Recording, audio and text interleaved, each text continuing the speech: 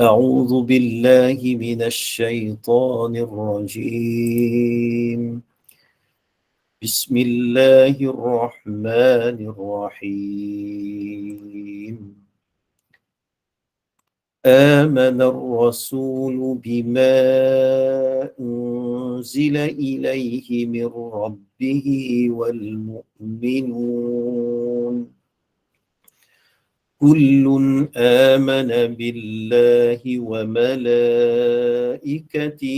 وكتبه ورسله لا نفرق بين أحد من رسله وقالوا سمعنا وأطعنا غفرانك ربنا وإليك المصير. لا يكلف الله نفسا إلا وسعها لها ما كسبت وعليها ما اكتسبت ربنا لا تؤاخذنا إن نسينا أو أخطأنا ربنا ولا تحمل علينا إصرا كما حملته على الذين من قبلنا ربنا ولا تحملنا ما لا طاقة لنا به واعف عنا واغفر لنا وارحمنا أنت مولانا فانصرنا على القوم الكافرين. Sadaqallahul Azim. Pada kuliah yang sebelum ini, pada siri yang sebelum ini, kita telah berbincang mengenai kelebihan dua ayat yang terakhir daripada suratul Baqarah ini, dan kita telah melihat tafsir yang saya ambil daripada kebanyakannya daripada tafsir Ibnu Kathir berkaitan dengan ayat 285. Jadi insya-Allah pada malam ini kita cuba teliti satu ayat yang terakhir, iaitu ayat 286. Bermula dengan la yukallifullahu nafsan illa wus'aha. Maknanya Allah tidak membebani seseorang melainkan sesuai dengan kesanggupannya. Laha ma kasabat wa 'alaiha maktasabat. Ia mendapat pahala dari kebajikan yang diusahakan dan ia mendapat seksa dari kejahatan yang dikerjakan. Rabbana la tu'akhidna in nasina aw akhtana. Mereka berdoa, ya Tuhan kami, janganlah engkau hukum kami jika kami lupa atau kami tersalah. Rabbana wa la tahmil alaina isran kama hamaltahu ala alladhina min qabrina. Ya Tuhan kami, janganlah engkau bebankan kami beban yang berat sebagaimana engkau bebankan kepada orang-orang sebelum kami. Rabbana wa la tuhammilna ma la taqata lana bih wa'fu 'anna waghfir lana warhamna anta maulana fansurna 'alal qaumil kafirin.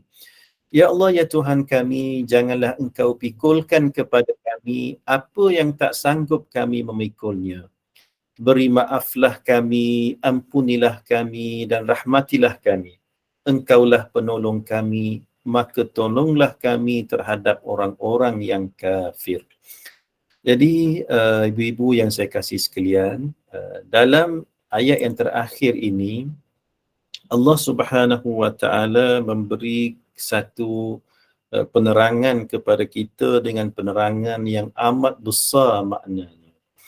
Kalau kita tengok kepada asbabun nuzul ataupun sababun nuzul, sebab-sebab turunnya ayat ini.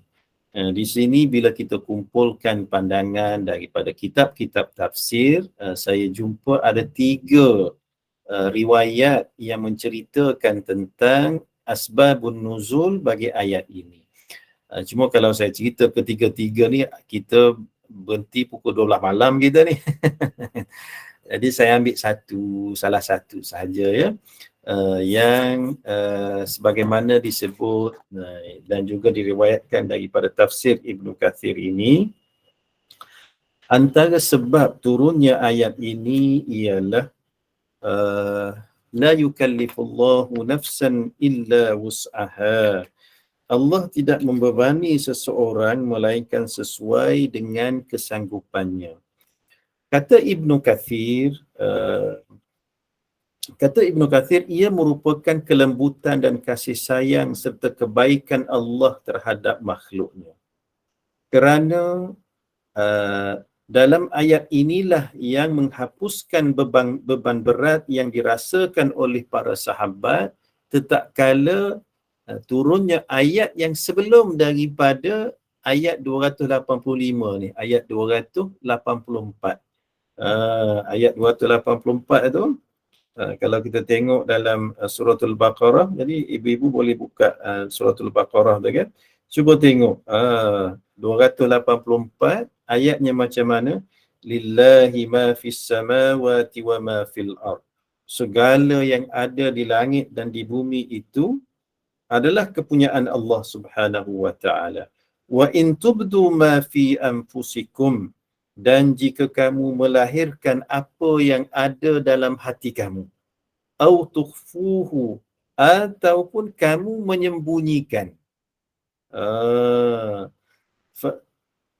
yuhasibkum bihillah, nescaya Allah menghitung dan menyatakan kepada kamu.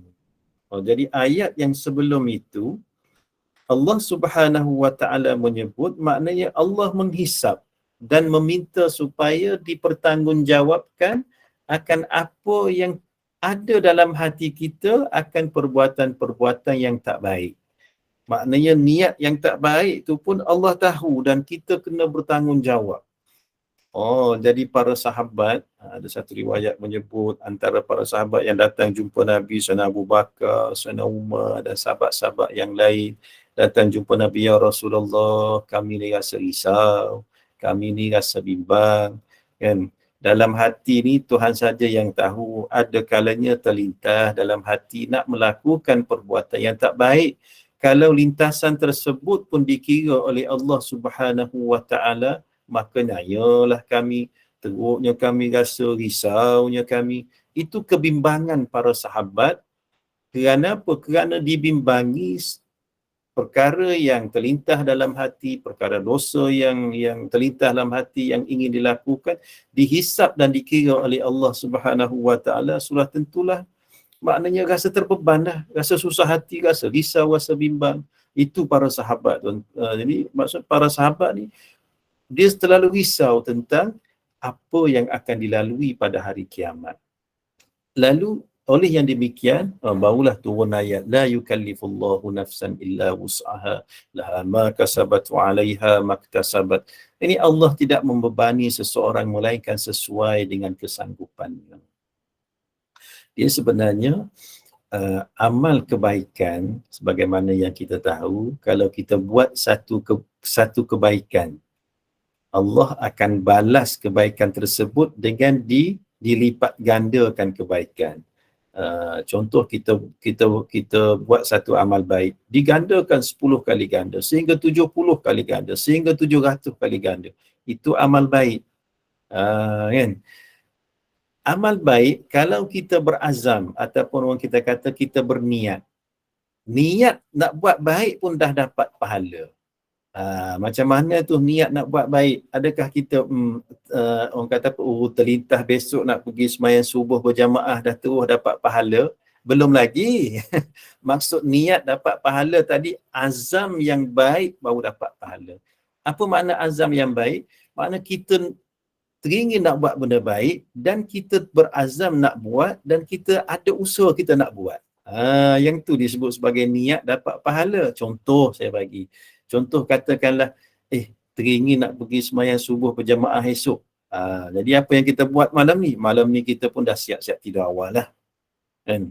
Kita dah alam kita punya jam, subuh awal sekali ni, pukul 5 dah nak bangun lah. Kemudian, tibalah pagi esok, 6.30 baru bangun. Manalah tahu ada Puan Hajah yang minat bola. Tengok bola. Mana kita dah berniat nak buat kebaikan, dan kita dah ada usaha nak buat kebaikan, tiba-tiba terlepas. Yang ini dikira niat dapat pahala. Niat yang baik, dari segi kalau orang tasawuf, dia akan kata niat yang baik disebut, lintasan yang baik disebut sebagai apa, niat yang baik dengan usaha dinamakan sebagai al-azmu, istilah dia al-azmu. Kalau lintasan ataupun orang kata lintasan yang baik, dinamakan sebagai ilham. Itu istilah orang tasawuf lah. Kita terlintas nak buat baik, nak buat itu, nak tolong orang, terlintas, kita tak buat lagi. Itu disebut sebagai ilham. Adapun lintasan-lintasan yang jahat, lintasan yang baik itu daripada malaikat, lintasan yang jahat itu sudah tentu daripada iblis dan syaitan lah. Disebut sebagai khatar.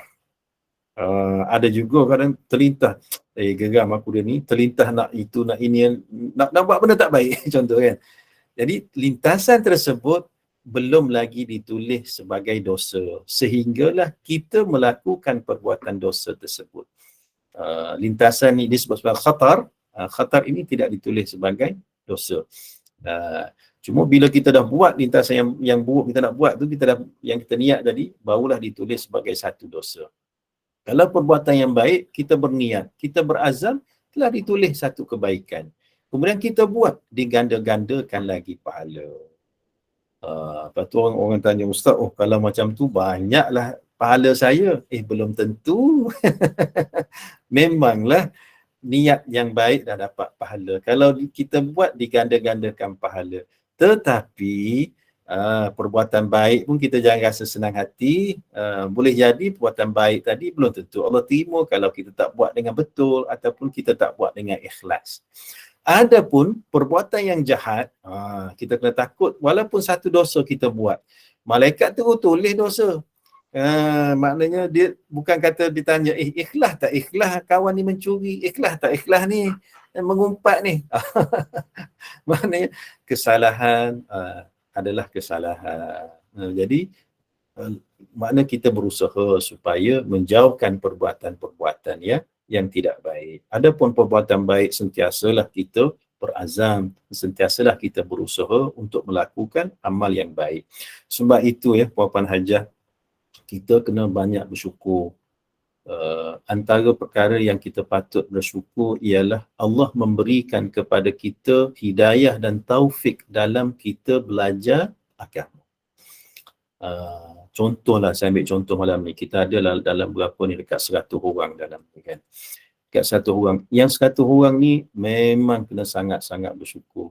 Kenapa patut bersyukur? Yang pertama, Allah bagi hidayah untuk kita teringin nak buat kebaikan dalam bentuk mendengar kuliah ataupun berada dalam majlis ilmu. Berada dalam majlis ilmu itu satu amal soleh.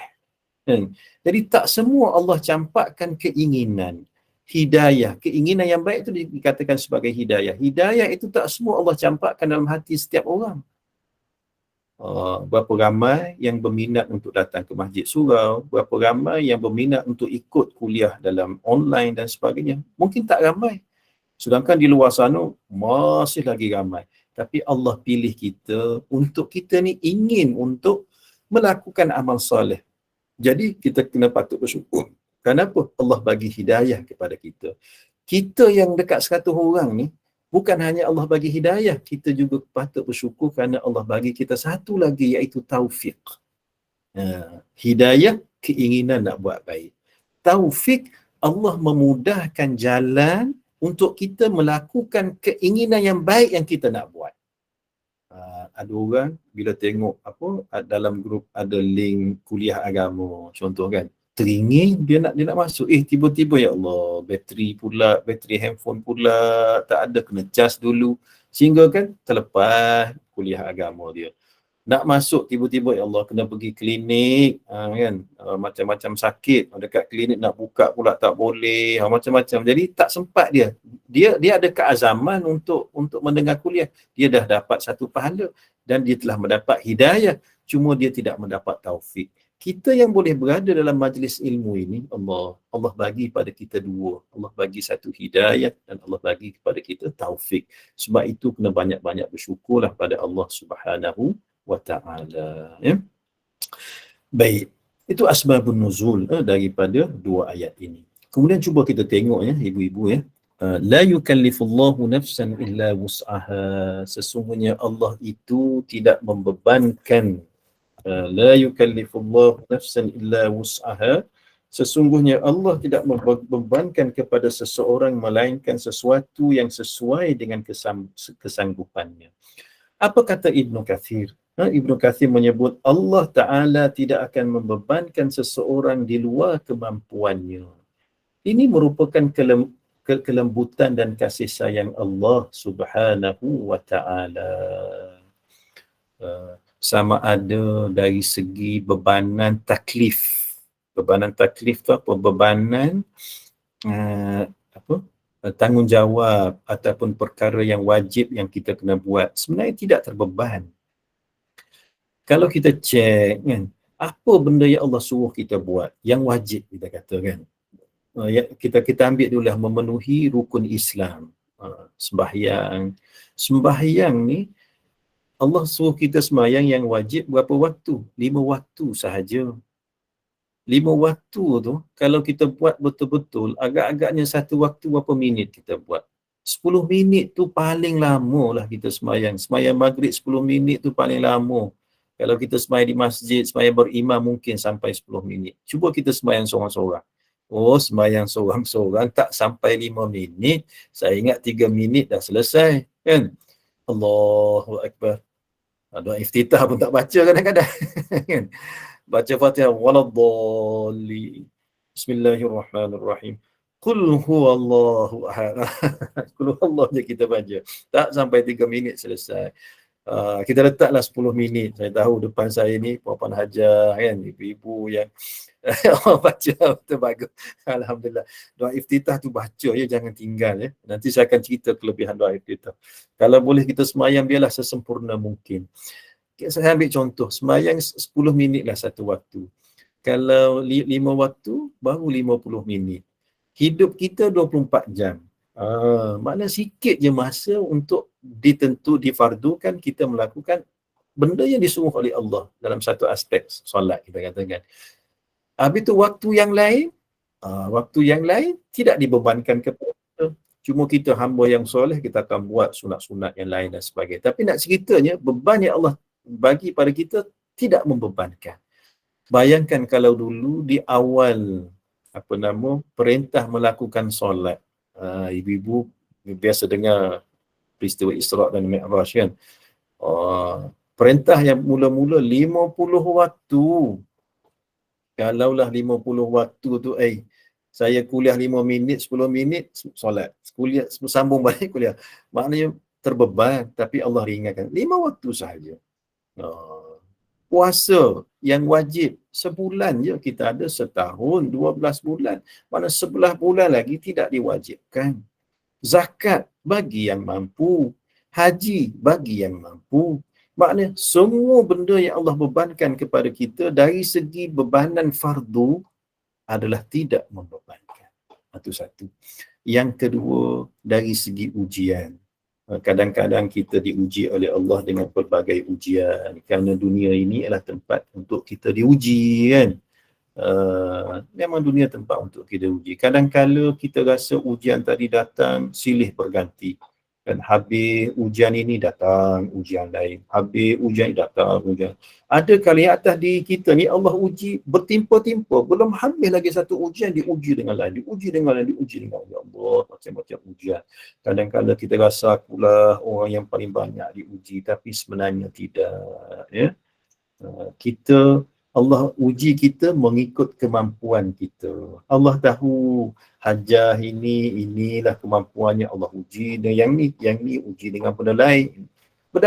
Kerana Allah itu maha hakim, maha bijaksana. Dan orang yang paling diuji oleh Allah ialah al-anbiya, para nabi dan para rasul.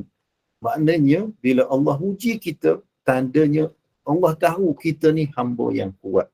Sama ada Allah uji tadi atas sebab Allah nak ampunkan dosa kita, ataupun Allah uji kerana Allah nak tingkatkan martabat kita di sisi Allah Subhanahu wa taala.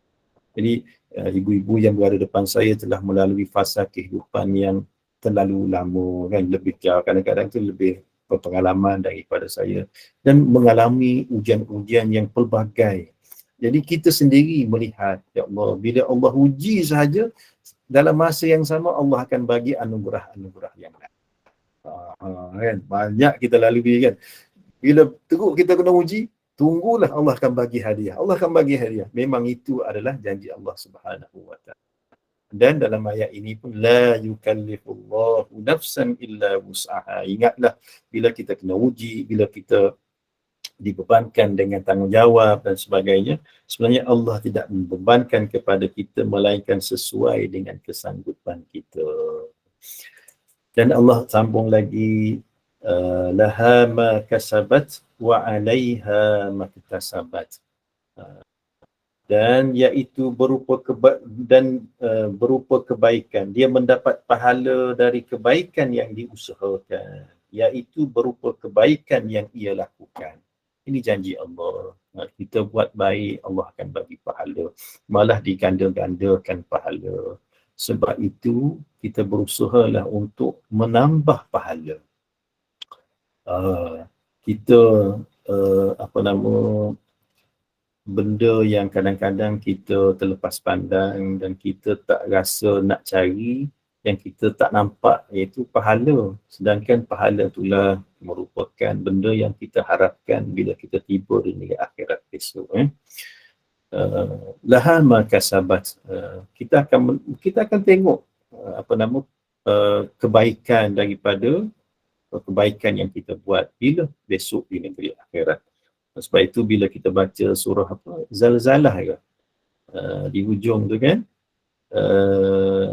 wa may ya'mal mithqala dzarratin khairan yara. Siapa-siapa yang melakukan amal yang soleh, walaupun sekecil zarah, satu benda yang, satu juzuk yang paling kecil dalam dunia ni pun sebesar zarah tu, kalau itu kebaikan yang kita buat, besok di akhirat kita akan melihat kebaikan tersebut. Ada pahala. Sebab itu, kalau kita ada peluang melakukan pahala yang besar, benda-benda yang besar, buat. Dan kalau kita ada peluang melakukan kebaikan yang kecil pun buat juga. Jangan kita meremehkan kebaikan itu walaupun kecil. Contohlah, kadang-kadang kita nak bagi sedekah, kita kata kebetulan tak bawa cash, orang minta sedekah, kita cuma ada 50 sen je dalam beg, ataupun ada RM1 je, kan, lupa nak keluarkan. Walaupun kita kata, tak apalah, tak payah bagilah RM1 je, kita kata, tak apa, bagi je lah. Mungkin yang RM1 itulah yang membebaskan kita daripada azab neraka Allah. Nak bagi banyak tu kemudian kita kata, sebab kita dah tak bawa cash pada waktu itu, contoh kita kata, kan. Jadi jangan meremehkan perkara yang baik walaupun kecil. Ittaqun nar walau bisyaqqit tamar, kata Nabi. Takutlah kepada api neraka walaupun sebelah buah tamar. Kita dah tak ada itu, dia kita ada. Buah tamar ada sebiji di tangan kita. Buah tamar pun tamar Maryami yang dia macam agak liat sikit, kan. Jadi orang datang minta sedekah, aku pun rasa lapar, jadi kita belah daripada sebiji buah tamar tu, belah, kan. Separuh kita bagi kat sedekah kat dia, kita pun makan separuh, kita kata, kan. Mungkin dengan sedekah buah tamar itulah, sedekah sebahagian buah tamar itu membebaskan kita daripada api neraka Allah. Kita tak tahu mana satu amal kebaikan yang kita buat yang paling ikhlas. Mungkin yang sedikit itu yang paling ikhlas. Jadi jangan diremehkan kebaikan yang sedikit, buatlah. Kan? Kalau kita tak mampu nak bangun tengah malam, ataupun kita tak sempat nak buat ba'diyah, qabliyah, rawatib dan sebagainya, sekurang-kurang kita boleh kata subhanallah, subhanallah, subhanallah. Subhanallah wa bihamdihi subhanallahil azim. Walaupun zikir yang simple kan. Kita tengah drive dalam jam, kita nak baca Quran, kita tak hafal. Contoh kita kata kan, nak baca Quran kita tak hafal. Kita nak buka dalam ni, nak buka di Android kita pun kadang-kadang nak tengah drive tu bahaya, nak petik itu, petik ini. Apa yang kita tahu? Oh, kita tahu subhanallah wa bihamdihi subhanallahil azim. Contoh kan, sebutlah subhanallah wa bihamdihi subhanallahil azim, subhanallah wa bihamdihi subhanallahil azim. Allah besarnya pahala. Kalimatani khafifatani 'indal lisani kan, thaqilatani 'indar rah'i fil mizani, subhanallah wa bihamdihi subhanallahil azim. Dua kalimah ringan kita sebut di bibir kan, tapi berat di sisi timbangan Allah. Apa dia? Subhanallah wa bihamdihi subhanallahil azim. Walaupun benda tu kecil, buatlah. Laha ma kasabat. Besok di negeri akhirat kita akan melihat kebaikan yang kita buat. Dan ingat, wa 'alaiha maktasabat, dan mendapat seksa dari kejahatan perbuatan yang dilakukan, iaitu berupa keburukan yang ia perbuat. Maknanya tadi walaupun benda tu kecil kita buat, kita tetap melihat pahalanya, kebaikannya. Tapi ingat, benda yang buruk juga kita akan diberi tanggungjawab. Kalau kita buat dosa, walaupun sekecil mana dosa, tetap kita akan dipertanggungjawabkan. Jadi, kalau maknanya apa? Maknanya perbuatan dosa kalau boleh kita tinggalkan. Usaha untuk tinggalkan. Dalam masa yang sama, perbanyakkanlah istighfar pada Allah Subhanahu wa Ta'ala. Kerana kita bimbang, mungkin kita tak perasan dosa-dosa kecil yang kita buat. Ya? Akhirnya dosa-dosa kecil tersebut kita akan tengok besok di negeri akhirat. Alangkah menyesalnya kita, alangkah ruginya kita. Oleh yang demikian, kalau kita perasan kita ni memang tak boleh tinggal beberapa dosa kecil, kita usaha untuk tinggalkan. Paling kurang kita tak mampu tinggalkan, maknanya kita usaha juga di samping itu kita istighfar banyak-banyak pada Allah. Di samping itu kita tampal dengan amal soleh kita, dengan sedekah kita, dengan zikir kita, dengan sembahyang sunat kita. Innal hasanat yudhibnas sayyi'at. Perbuatan baik, amal baik itu akan yudhibna, akan menghilangkan as-sayyi'at, perbuatan-perbuatan buruk, ringan, dosa ringan yang kita lakukan. Sekarang ini apa yang ayat ni ajar pada kita? Ayat ni ajar pada kita, walaupun sekecil mana amal baik, istiqamah, teruskan, buatlah. Dan walau sekecil mana amal buruk, tinggalkanlah. Kerana laha ma kasabat wa 'alaiha maktasabat. Kemudian Allah sambung lagi. Kemudian kata Ibn Kathir, kemudian Allah berfirman dalam rangka memberikan bimbingan kepada hamba-Nya dalam memohon kepadanya. Dan dia telah menjamin akan memenuhi permohonan tersebut. Allah Subhanahu wa Ta'ala Maha Pengasih, Maha Penyayang. Allah tidak tinggalkan kita begitu. Allah ajar kepada kita bagaimana kita nak minta dengan Allah. Jadi malam ni kita dah tahu ayat yang kita baca selepas ini, Rabbana la tu'akhizna, ini adalah doa. Doa daripada mana? Doa daripada Quran, doa daripada Allah. Dan kita boleh baca doa ini di luar, di mana-mana. Maksudnya luar daripada semayang, waktu kita berdoa pun bacalah. Lepas semayang tu kan kita doa, angkat tangan, kita ada doa, kita sambung dengan doa Rabbana la tu'akhidna in nasina aw akhtana, sampai habis. Ini adalah doa yang diajar oleh Allah Subhanahu wa Ta'ala kepada kita. Apa benda yang kita minta dengan Allah tu, kata Ibn Kathir, Rabbana la tu'akhidna in nasina, ya Allah ya Tuhan kami, janganlah engkau hukum kami jika kami terlupa dan kami tersalah. Ada juga perbuatan dosa kita tu kita terlupa dan ada juga perbuatan dosa tu kita tersalah. Jadi kita minta dengan Allah, ya Allah, janganlah engkau hukum kami, ya Allah, atas benda yang kami terlupa, ya Allah. Jangan engkau hukum kami, ya Allah, atas dosa yang kami tersalah, ya Allah. Dan kata Ibnu Kathir dalam hadis riwayat daripada Abi Hurairah, apabila kita menyebut Rabbana la tu'akhidna in nasina aw akhtana, ya Allah ya Tuhan kami, jangan kamu hukum kami atas perbuatan dosa yang kami terlupa dan kami tersalah. Kata baginda Nabi dalam satu hadis kursi, Allah membalas na'am. Riwayat daripada Abu Hurairah, Allah menyebut na'am. Ya, kata Allah. Maknanya apa? Allah Allah tidak, Allah kan maksudnya la tu'akhidna, jangan kamu hukum kami. Maknanya Allah kata, ya, aku tidak akan menghukum kamu. Di riwayat daripada Abi Hurairah. Daripada Ibnu Abbas menyebut kata Allah, qad fa'altu, bila kata Rabbana la tu'akhidna in nasina aw akhtana, Allah terus membalas qad fa'altu, ya aku telah melakukannya, mana aku telah menerima permintaan kamu. Allah, besarnya doa ini sebenarnya. Kemudian apa lagi disebut oleh Ibnu Kathir, ya? Kemudian kita mengatakan Rabbana wala tahmil alaina isran kama hamaltahu ala alladhina min qablina. Rabbana wala tahmil alaina isran kama hamaltahu ala alladhina min qablina.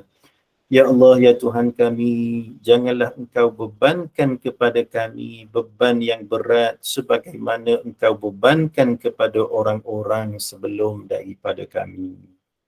Maksudnya, kata Ibnu Kathir, janganlah Engkau membebankan kami dengan amal-amal yang berat, meskipun kami mampu menunaikannya, sebagaimana yang telah Engkau syariatkan kepada umat-umat yang terdahulu daripada kami, berupa belenggu-belenggu dan beban-beban yang mengikat mereka. Ialah kita belajar dalam sirah, dalam sejarah kan, umat Nabi Musa, umat-umat yang terdahulu, antara taklif, perkara yang diwajibkan kepada mereka sebenarnya agak berat. Jadi Allah dengan penuh rahmat dan kasih sayang, kata Ibnu Kathir, umat Muhammad ini, Allah mengutuskan Nabi Muhammad sebagai Nabi pembawa rahmat untuk menghapuskan syariat yang telah dibawa yang berupa agama yang lurus, mudah lagi penuh kemurahan hati. Kan? Taklif yang difardukan kepada kita ni tidaklah membebankan, masya-Allah. Baik. Malam kan telefon dia nak bawa, dia kata nak cara dia budak mantap juga kan. Abdul Syami ni baru ni duduk kata kemudian Allah Subhanahu wa taala menyambung lagi, Rabbana wala tuhammilna ma la taqata lana bih. Dan firman Allah yang selanjutnya, ya Allah ya Tuhan kami, janganlah Engkau pikulkan kami kepada kami apa yang tidak sanggup kami memikulnya. Ini antara doa, antara doa. Sebab itu ibu-ibu selalulah baca Rabbana wala tahmil alaina isran kama hamaltahu ala alladhina min qablina. Rabbana wala tuhammilna ma la taqata lana bih. Ya Allah ya Tuhan kami, janganlah Engkau pikulkan kepada kami perkara yang kami tidak sanggup memikulnya.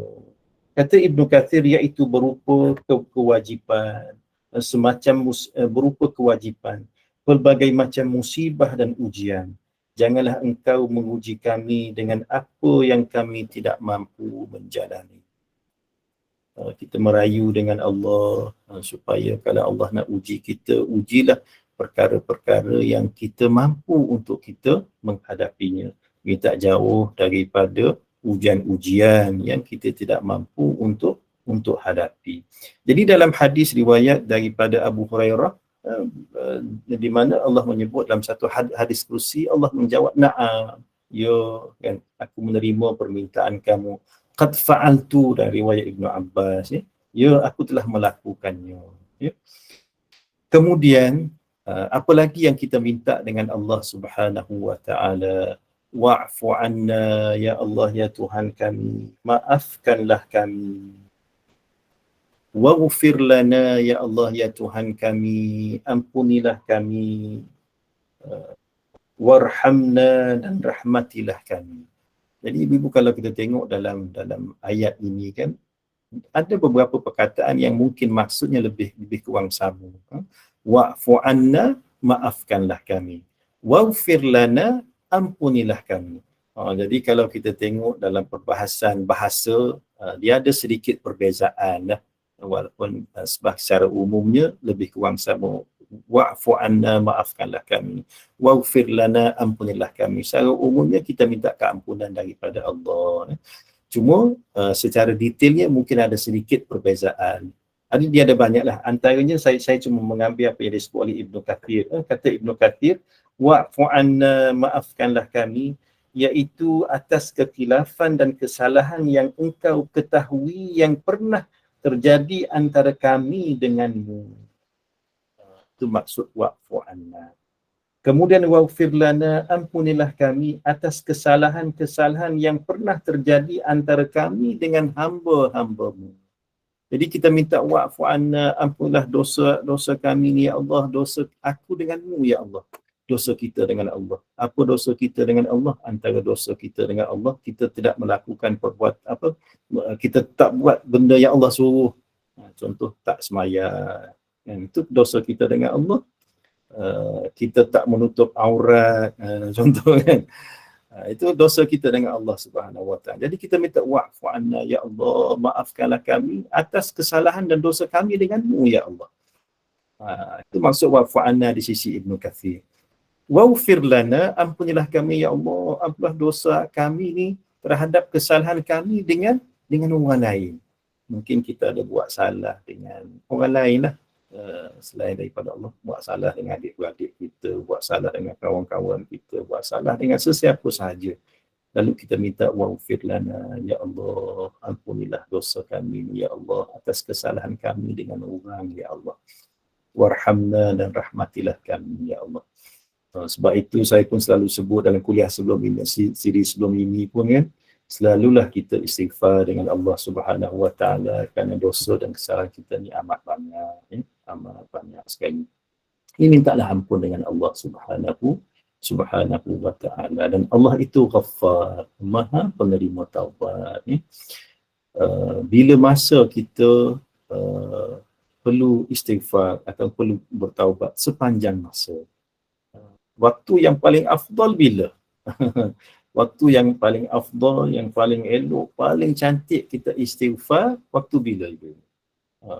Paling utama, wa minal asharihum yastaghfirun.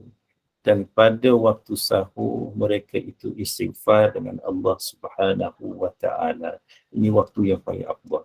Saya tahu kan, hajah-hajah ni selalu bangun awal. Subuh pukul 5.51, 5.52, pukul 4.30 dah bangun, dan pukul 5 dah bangun.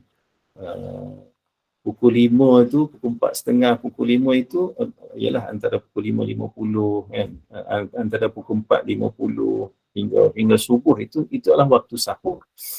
Jadi waktu itu waktu yang paling afdal untuk kita istighfar kan. Selain daripada amal soleh yang lain yang kita buat. Katakanlah kita penat nak buat 2 rakaat tahajud pun rasa Allah tak larat. Nak bangun baca Quran lagi lah tak larat, kita katakan. Di tempat kita tidur tu, tempat kita baring tu, sebut je Astaghfirullahaladzim. Astaghfirullahaladzim. Ya Allah, ampunlah dosaku ya Allah. Ampunlah dosaku ya Allah. Sebut je.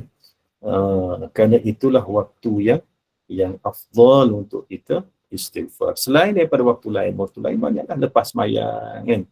Kalau kita tengok dalam firman haji tu, antara amalan sunat selepas daripada sembahyang yang dilakukan oleh baginda Nabi SAW kan, apa yang Nabi buat, Nabi akan istighfar. Lepas sembahyang tu, benda yang layak untuk kita buat selain daripada zikir-zikir yang lain, istighfar. Astagfirullah, astagfirullah, astagfirullah. Perbanyakkan istighfar. Tujuannya apa? Kerana kita nak minta ampun dengan Allah Subhanahu Wa Taala. Jadi kita kena faham antara nikmat yang paling azam ialah Allah ampunkan dosa kita sebelum Allah ambil nyawa kita. Syekh Mutawalli Sya'rawi dia pernah pesan, dia kata nikmat yang Allah Subhanahu Wa Taala bagi pada kita ni banyak. Antara nikmat yang banyak tersebut, kita patut bersyukur atas lima nikmat ini. Saya rasa lima ni mungkinan ada pada kita. Nikmat yang pertama, kata Syekh Mutawalli Sya'rawi, ialah asfalun ni'mah. Nikmat yang paling rendah. Pun kita kena wajib bersyukur. Apa dia nikmat yang paling rendah? Nikmat harta, nikmat kekayaan, nikmat, segala-gala nikmat yang berbentuk keduniaan yang Allah bagi pada kita. Itu merupakan nikmat yang kita wajib kita bersyukur. Tapi itu adalah asfalun ni'mah. Nikmat yang paling kecil. Nikmat yang paling bawah. Kemudian kena bersyukur dengan nikmat apa lagi? A'lan nikmah, nikmat yang paling tinggi. Apa dia nikmat yang paling tinggi? Nikmat kesihatan. Sihat tubuh badan. Itu nikmat, wajib bersyukur kita. Kemudian apa lagi? A'lan nikmah, afdalun nikmah, nikmat yang paling afdal, yang paling baik. Apa dia? Anak-anak yang soleh. Kita ada anak kita anak yang soleh, wajib bersyukur pada Allah. Dan yang keempat, a'zamun nikmah, nikmat yang paling besar, yang paling hebat. Apa dia yang kita wajib bersyukur? Allah mengampunkan dosa kita sebelum Allah mengambil kita. Jadi, jalan kita untuk mendapat a'zamun nikmah, cara kita untuk mendapat a'zamun nikmah ialah perbanyakkan istighfar pada Allah Subhanahu Wa Taala. Antaranya selalulah baca yang wa'fu anna ya Allah, ampunilah dosaku ya Allah, dosa yang aku denganmu ya Allah. Waghfir lana, ampunlah dosaku ya Allah, dosa mungkin aku terbuat dosa dengan orang lain, dengan makhlukmu ya Allah, ampunlah dosaku ya Allah. Perbanyakkan sebut. Dan satu lagi sebahagian daripada ulama menyebut perbezaan ghafara dengan afun ini ialah ghafara Allah mengampunkan dosa kita, dan afun itu Allah mendelete kesalahan yang kita buat.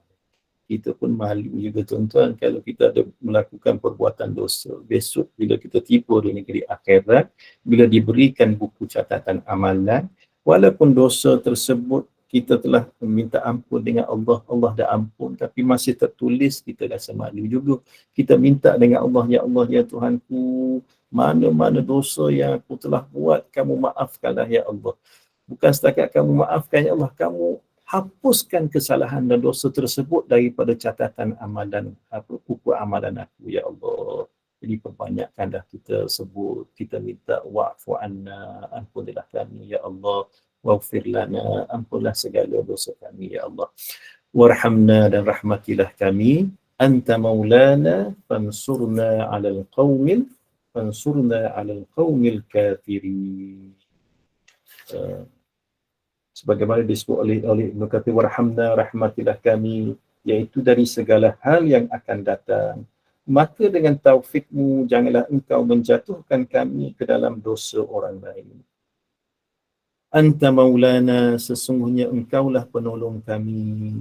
Fansurna 'alal qaumil kafirin, maka tolonglah kami atas orang-orang yang kafir, iaitu dari orang-orang yang mengingkari agamamu, menolak keesaanmu dan risalahmu, menyembah selain daripadamu.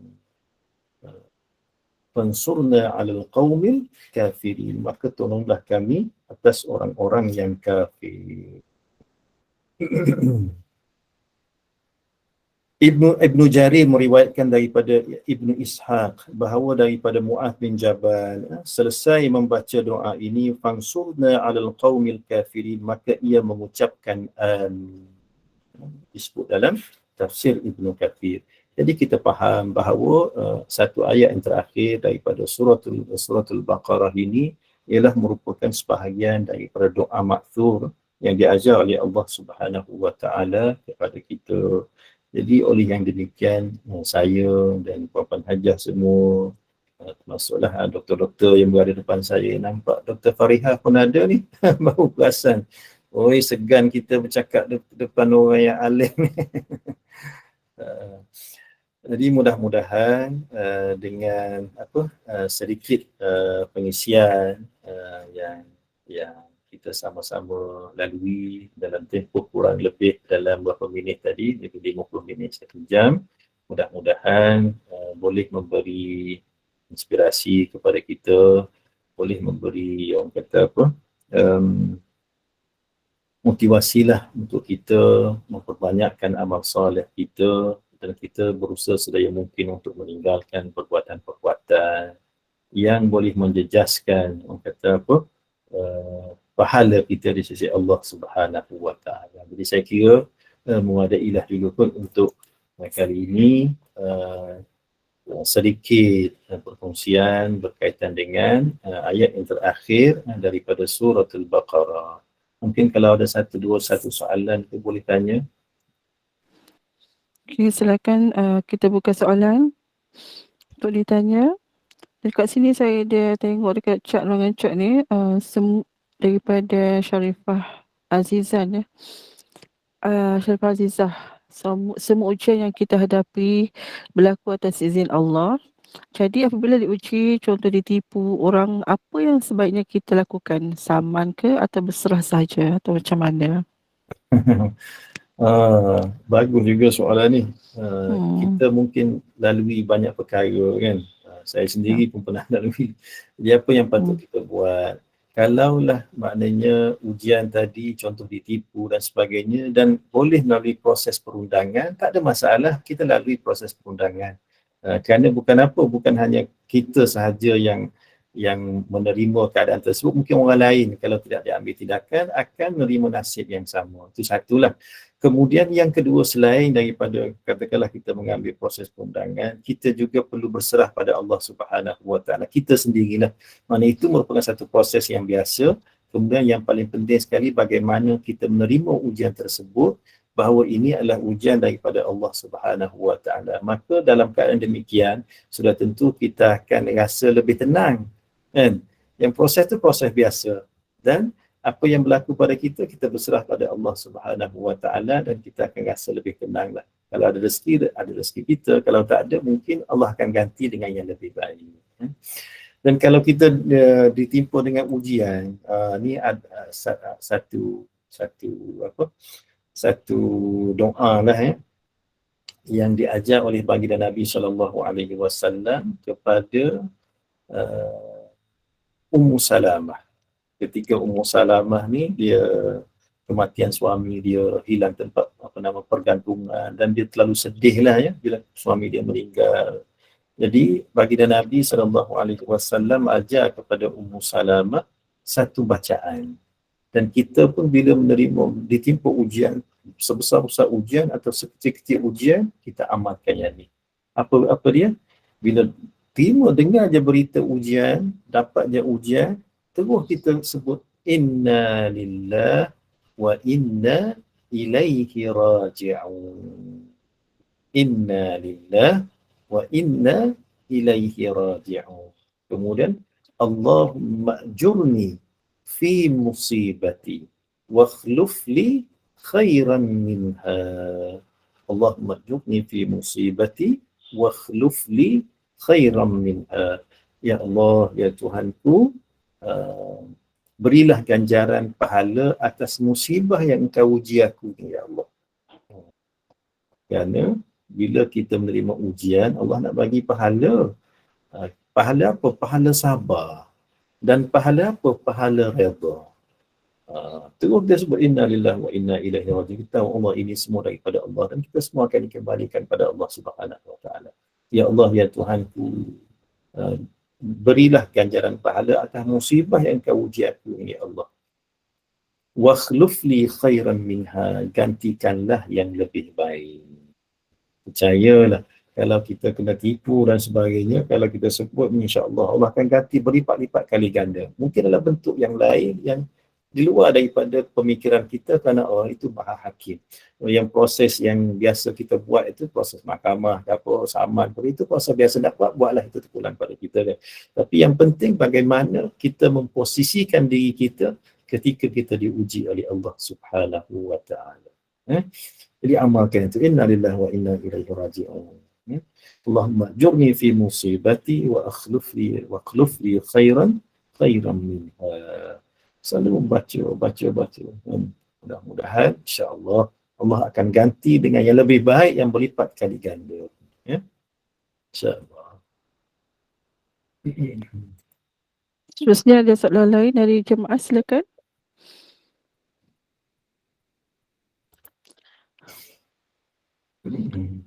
Dan Ustaz, saya ada baca yang daripada sabda Nabi Muhammad SAW, sesiapa yang membaca 2 ayat terakhir Al-Baqarah pada malam hari, maka akan diberi kecukupan. Ya. Kan? Jadi eloklah kita baca, amalkan 2 surah terakhir surah Al-Baqarah ini pada malam hari, insya-Allah akan diberi kecukupan. Ini sabda Nabi Muhammad SAW. Ya. Ya, kan Ustaz? Dia beri kecukupan membawa maksud satu, Allah melindungi kita daripada musibah sepanjang malam. Ya, betul. Kemudian ada sebahagian ulama menyebut maknanya Allah mencukupkan, katakanlah kita dah biasa bangun malam untuk bertahajud, bangun malam untuk baca Quran, tiba-tiba malam tu kita tak bangun, Allah mencukupkan dengan pahala-pahala tersebut. Jadi sentiasalah kita mengamalkan. Sebab itu antara wirid yang kita patut baca ayat ini ialah ketika lepas daripada waktu maghrib, kan, lepas waktu maghrib, ya, isyak ke, kan?